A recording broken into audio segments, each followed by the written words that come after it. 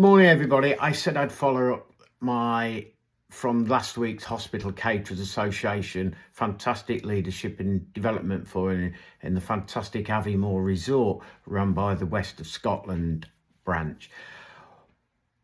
The presentations last week were absolutely superb, but one that really did resonate with the whole auditorium and the whole of the delegates who attended was from Dr. Hans Hartung, and I hope I've pronounced that. Hans works at the local trust with Robert McLaughlin, and he's obviously a doctor, but his passion, his great vision is around staff well-being. We actually followed it up with a workshop, which again showed some really key issues for everybody who debated it. And I know the hospital caterers are going to follow up with this, following all the feedback given. So there'll be more to come out of this, which is fantastic news, because one of our most valuable, if not the most valuable resource that we have to look after our staff and patients and visitors is our own teams, ourselves, our upper management. And that was one of the debates that we had, because we talk about well-being of our staff, but who looks after our well-being as managers? Who looks after our managers' well-being? You know, we have these yearly appraisals, but that's not well-being as such. That's how you're doing, and there's a lot of them. Sadly, we know, because that's society, and it's not because they don't care, it's because they've got 200 members of staff to see. How do you do an appraisal in that? And yes, you use your teams, you use your supervisory levels, but you still can't get into it.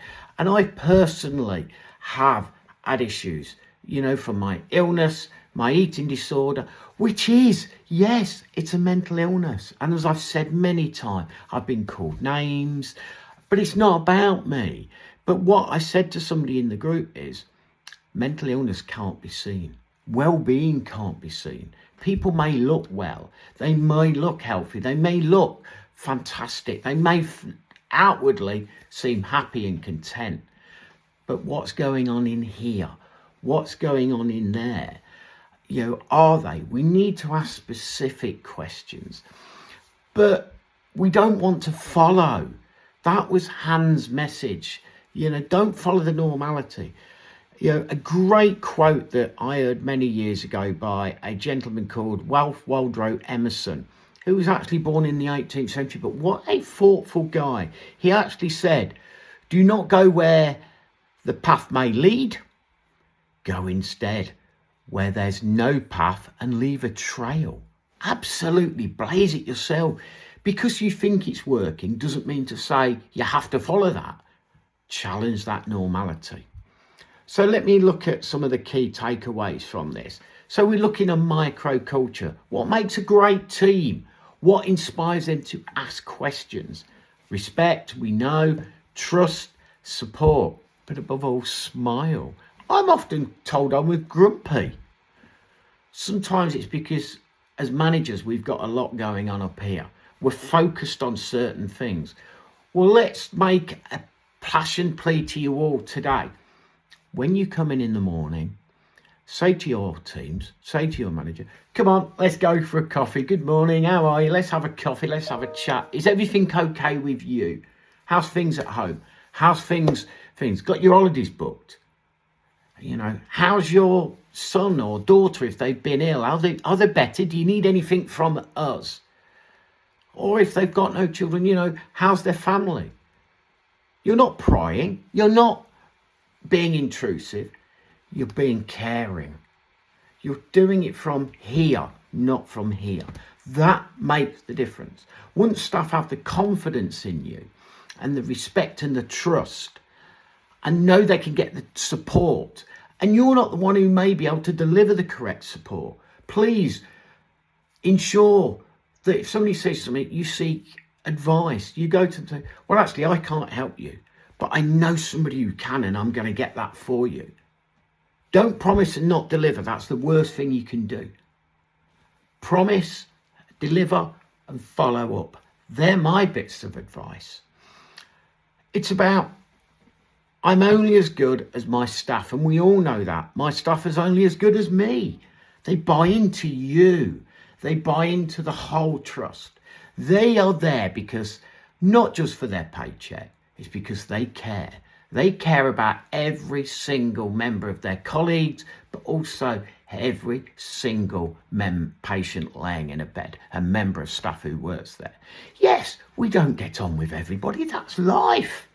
I certainly don't get on with everybody. I'm not sometimes everybody's flavour of the cup of tea. Just ask Mrs. Jones. But if you see what I'm saying, it's about caring. I still care and I still ask the questions.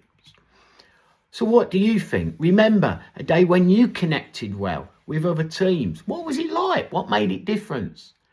When a member of staff confided in you, what did you do? What made a difference to that member of staff? Did you follow it up? Did they come and actually say, thank you for that. I needed that help. I needed that shoulder. I needed that heart to share.